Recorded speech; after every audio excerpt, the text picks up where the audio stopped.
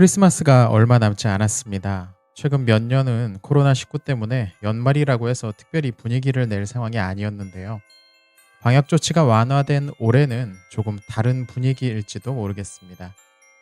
그런데 크리스마스 분위기를 낸다는 것 자체가 조금 어폐가 있을 수도 있겠네요. 여기서 말하는 분위기라는 게 뭔가 경건하고 차분하고 잔잔한 그런 건 아닐 테니까요. 조금은 시끄럽기도 하고 화려한 장식과 떠들썩한 파티 같은 것들을 보통 떠올릴 텐데, 그런 관습들이 크리스마스의 본래 유래나 의미와 어떤 관련이 있는지 불분명하기 때문입니다. C.S. 루이스도 크리스마스의 이런 상업화되어가는 모습에 대해서 불만을 나타낸 글을 쓴 적이 있습니다. 엑스마스와 크리스마스라는 제목의 풍자적인 글에서 일종의 가상 역사의 형식을 통해 엑스마스라는 축제를 위해 50일 동안 카드를 보내고 선물을 사느라 진이 빠져서 정작 축제 당일에는 정오가 될 때까지 침대에 누워있고 나는 우스꽝스러운 모습을 묘사하죠. 짧은 글인데 꽤 재미있습니다. 오늘 영상에서는 그 글 바로 다음에 있는 크리스마스는 내게 어떤 의미가 있는가 라는 글에 실려있는 크리스마스 풍습에 관한 루이스의 비평에 관해 간단히 살펴보려고 합니다. 루이스는 우선 자신이 크리스마스에 선물을 주고받는 관습 자체를 비난하는 게 아니라고 말합니다. 선물 교환은 오래전부터 존재해온 즐거운 관습이기 때문이죠.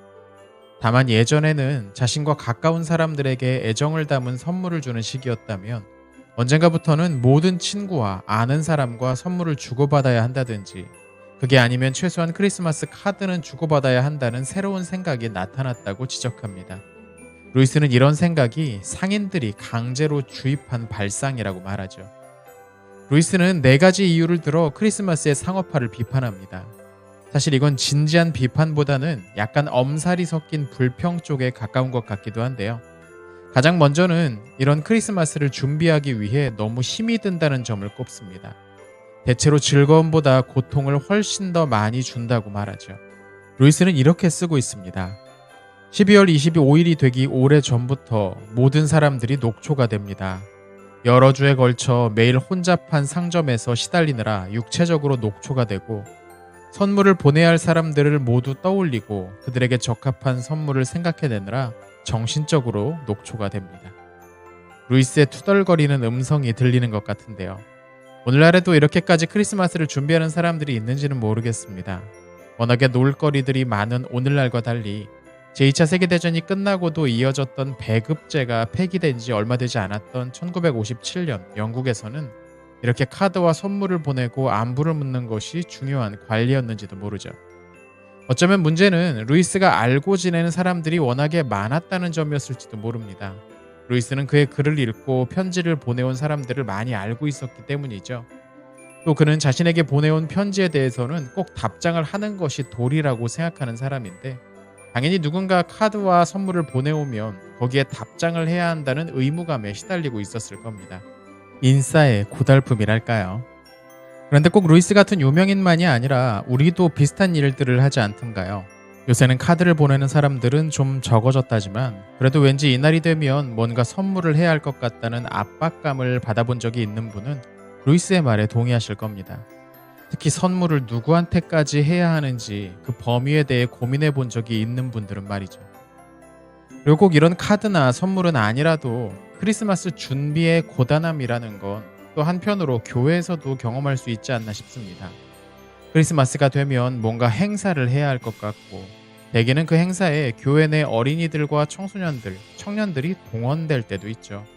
물론 기쁜 마음으로 준비한다면 나쁠 게 없겠지만, 실제 일을 하다 보면 그렇지 않을 때도 많거든요.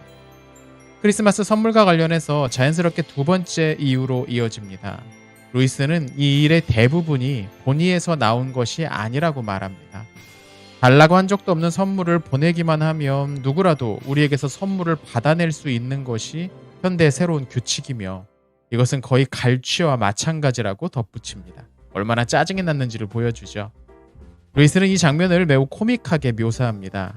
마침내 힘겹게 카드와 선물을 다 보내고 쉬는 중인데, 누군지도 잘 기억이 나지 않는 어떤 사람이 보낸 선물이 툭 하고 집에 도착하는 순간, 가족 중 한 명이 절망스럽게 울부짖으며 크리스마스 선물을 파는 상점으로 달려가는 모습을 말이죠. 선물을 받으면 반드시 자신도 해야 한다는 생각은 어느 정도는 당시 사람들의 일반적인 관행을 반영하는 것이겠지만 약간은 고지식했던 루이스의 면모를 보여주기도 하는 것 같습니다. 앞서 말한 것처럼 그는 자신에게 보내온 편지에 반드시 답장을 해야 한다고 생각했던 사람이거든요. 여러분은 크리스마스 선물을 어느 범위까지 준비하셨나요? 선물 이야기는 아직 끝나지 않습니다. 루이스는 크리스마스에 주고받는 선물의 질과 유용성에 대해서도 불평을 합니다. 문장을 그대로 옮겨보면 이렇습니다. 번쩍거리고 쓸모없는 물건들, 신기한 것들이 선물로 오갑니다. 자신을 위해서는 결코 사지 않을 물건들이지요. 그런 것을 원할 만큼 바보는 없기 때문입니다. 그런 온갖 잡동사니를 만드는 것 외에 재료와 기술과 시간을 더 잘 쓸 방법이 정말 없단 말입니까? 다분히 과장적인 표현들이 잔뜩 들어있는데요. 번쩍거리고 쓸모없는 물건들, 자신을 위해서는 결코 사지 않을 물건, 잡동사니 같은 표현은 당시 주고받던 선물이 어떤 종류인지를 짐작해야 합니다. 물론 당시 경제 상황이 그리 좋지 않았기 때문에 선물의 질이 떨어지는 건 어쩔 수 없었겠지만 사실 그때보다 훨씬 풍족해진 오늘날에도 상황은 크게 달라진 것 같지 않습니다. 뭔가 신기하고 화려하긴 한 것 같은데 정작 쓸모는 없을 것 같거나 어느 정도 쓸 수는 있어도 한 계절이 넘어가기 어려운 부실한 것들도 많습니다. 차라리 루이스에게는 그가 좋아할 만한 책을 한 권 선물해 주는 게 좋았을 텐데 말이죠. 물론 책이란 게 읽을 사람의 취향에 맞춰야 할 테니까 고르기가 어렵기도 합니다만 만약 저에게 주시려면 문화상품권으로 보내주시면 감사하겠습니다. 네 번째 이유는 성가심입니다. 무슨 말이냐면 크리스마스 시즌이 되면 온갖 이벤트 상품을 팔려는 사람들이 많아서 정작 일상적인 쇼핑을 하려면 힘이 더 들게 된다는 뜻이죠. 무슨 말인지 아실 겁니다.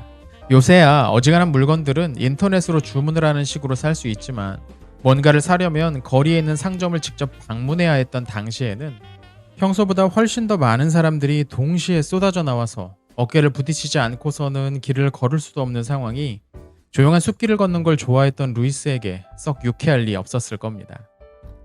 사실 루이스의 이런 불평은 단지 복잡하고 시끄러운 것을 싫어하는 그의 성향 때문만은 아니었습니다. 앞서도 말했지만 그는 크리스마스가 지나치게 상업화되어서 뭔가를 사고 소비하는 날로만 여겨지는 현상에 대해 문제의식을 갖고 있었죠. 이 글의 말미에서 루이스는 이렇게 말합니다. 우리는 이 따분한 일 전체가 경제에 도움이 되기 때문에 계속되어야 한다는 말을 듣습니다. 이것은 실제로 우리나라, 아니 세계에 미친 상태를 매년 보여주는 하나의 징후입니다.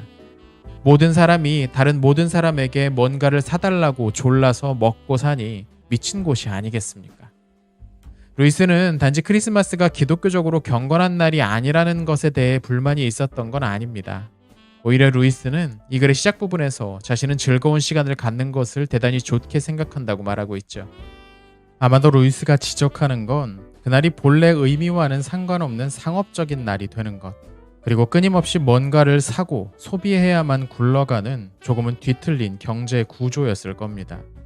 이 부분은 오늘날의 문제가 좀 더 두드러지고 있지 않나 싶기도 하고요. 오늘은 크리스마스에 관한 루이스의 조금은 익살스러운 불평에 관해 살펴봤습니다. 여러분의 이번 크리스마스는 어떤 계획으로 채워져 있으신가요? 오늘 영상은 여기서 마칩니다. 구독과 좋아요, 알림 설정과 댓글은 영상 제작에 큰 힘이 됩니다.